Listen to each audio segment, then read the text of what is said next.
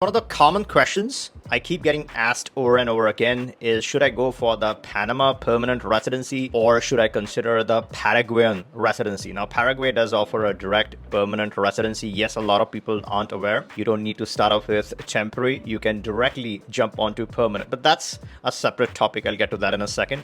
The most important distinction here is which is a waste of time. Is either residency a complete waste of time? I'm going to cover that. But before we get to that, let's compare the two.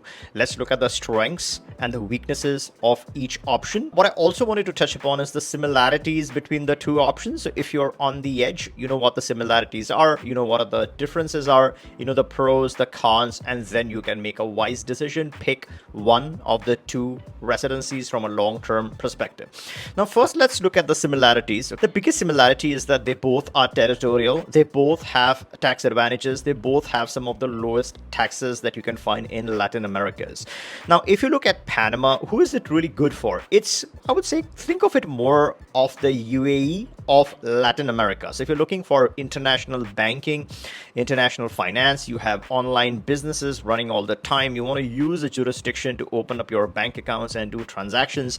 If the volume of those transactions are high, then Panama is slightly more advantageous. It's more international. It does a lot of international business and finance. Now, if you compare and contrast that with Paraguay, now, of course, the Paraguayan banking is safe, it's decent, and it's perfectly fine to live your life, do banking in Paraguay. But when you compare the two, Panama takes the edge because it has more international exposure. A lot of countries are used to doing business with Panama. So Panama Papers, etc., does taint its reputation a bit. It was also on the gray list, and now the situation is a lot different. Now it's trusted more. It's off the gray list. So you should be fine in Panama. The other major advantage of Panama is that it uses US dollar as the main currency. So that's kind of the global currency, and you're not worried about the currency fluctuations, a stable currency to deal with. There again, it gets the slight edge. It leads Paraguay in terms of the stable currency. Now, one of the biggest similarities in both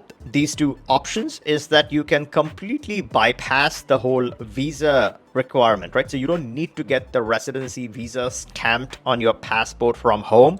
So no visiting a home country embassies or Panamanian embassies in your home country. You can bypass that. You can use the visa-free access.